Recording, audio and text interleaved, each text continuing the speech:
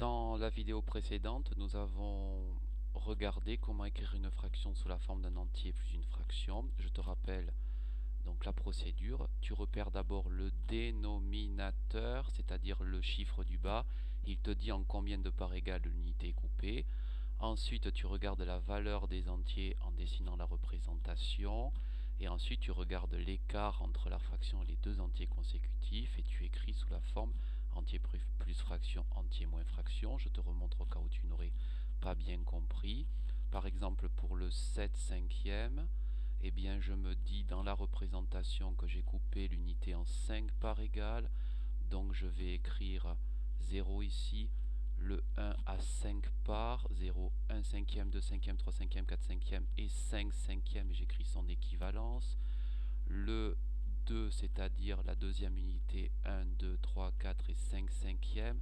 5 cinquièmes et 5 cinquièmes font 10 cinquièmes. Et donc là, dès que je peux placer ma fraction, je la pose. De ce fait, ensuite, je peux écrire son équivalence en calculant, bien entendu, son écart. Il s'agit de 1 plus 2 parts, c'est-à-dire 2 cinquièmes, et il s'agit de 2 moins 3 parts, c'est-à-dire 2 moins 3 cinquièmes. Je vais te donner maintenant un exercice pour que tu puisses t'entraîner. 5 quarts, comment l'écriras-tu avec un entier plus une fraction ou bien un entier moins une fraction? Petite pause. Voici de suite une représentation. Je place mon 0 bien entendu et je me dis que pour avoir une unité, il faut donc 4 parts. C'est le dénominateur qui me le dit. 1 quart, 2 quarts, 3 quarts et 4 quarts. J'écris l'équivalence en bas. Pour l'unité 2 ou la deuxième unité, toujours 4 quarts. 1, 2, 3, 4 quarts. 4 quarts et 4 quarts, c'est 8 quarts. Je peux même placer le 3. Donc 1, 2, 3, 4 quarts. 4 quarts, 4 quarts et 4 quarts font 12 quarts. Je peux dire que 3 fois 4 quarts, c'est 12 quarts. Je peux donc maintenant placer ma fraction qui est ici. Je calcule maintenant l'écart entre les deux entiers qui se suivent. Les deux entiers consécutifs sont 1 et 2. J'écris donc 5 quarts qui est égal à 1 plus une part, c'est-à-dire 1 plus 1 quart. Et il est égal à 2 moins 3 parts, c'est-à-dire 2 moins 3 quarts. J'efface, je te donne un deuxième exercice. Il s'agit de 12 neuvièmes que tu dois écrire sous la forme d'un entier plus une fraction et pourquoi pas d'un entier moins une fraction. Petite pause. Voici de suite la représentation. J'écris mon 0 bien entendu et je regarde bien mon dénominateur qui m'indique que j'ai coupé l'unité en 9 parts. Je dois donc prendre 9 parts pour repérer l'unité. 1 part, 2 parts, 3 parts, 4 parts, 5 parts, 6 parts, 7 parts, 8 parts et 9 parts. Il s'agit donc de 9 parts de 9 neuvièmes. Pareil pour l'unité 2 ou la deuxième unité. 1, 2, 3, 4, 5, 6, 7, 8 et 9 parts. 9 neuvièmes plus 9 neuvièmes font 18 neuvièmes. Je peux dire que 2 fois 9 neuvièmes égale 18 neuvièmes. Et je place mon 12 neuvièmes. 9, 10, 11, 12, il est ici.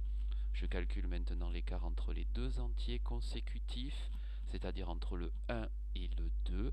J'ai 3 parts ici et j'ai 6 parts ici.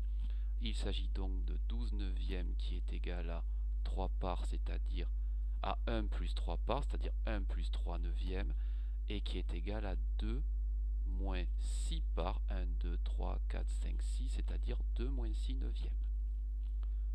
Je l'efface et je te donne un troisième exercice. Il s'agit de 15 septièmes. Comment peux-tu écrire 15 septièmes sous la forme d'un entier plus une fraction et pourquoi pas d'un entier moins une fraction? Petite pause. Voici la représentation. Je place de suite mon 0 et je m'interroge pour savoir où placer la fin de la première unité. Si le dénominateur m'indique des septièmes, je dois donc prendre 7 parts pour avoir une unité. 1 septième, 2 septièmes, 3 septièmes, 4 septièmes, 5 septièmes, 6 septièmes et 7 Pour la deuxième unité, c'est la même chose. 1, 2, 3, 4, 5, 6, 7 parts. Pour la troisième unité, c'est la même chose. 1, 2, 3, 4, 5, 6 et 7 parts. Si je coupe l'unité en 7 et que j'en prends 7 parts, j'aurai donc 7 septièmes. Pour la deuxième unité, 14 septièmes, c'est-à-dire 7 septièmes et encore 7 septièmes. On peut dire 7 septièmes fois 2 égale 14 septièmes. Pour le 3, 21 septièmes. 7 et encore 7 et encore 7 septièmes égale 21 septièmes. Je peux dire aussi 3 fois 7 septièmes égale 21 septièmes. Je peux maintenant placer mon 15 septième qui est ici. Je calcule maintenant l'écart entre les deux entiers consécutifs. Les deux entiers consécutifs sont 2 et 3. Je peux donc écrire que 15 septièmes c'est 2 plus une part, c'est-à-dire 2 septièmes. Et c'est 3 moins, comme il y a ici 7 parts et ici 1, et bien ici j'ai 6 parts. Donc il s'agit de 3 moins 6 septièmes. Tu peux aussi compter, si tu as du mal, tu peux aussi compter sur la représentation et tu verras bien qu'il y en a 6 ici. Je te donnerai les exercices suivants dans la prochaine vidéo.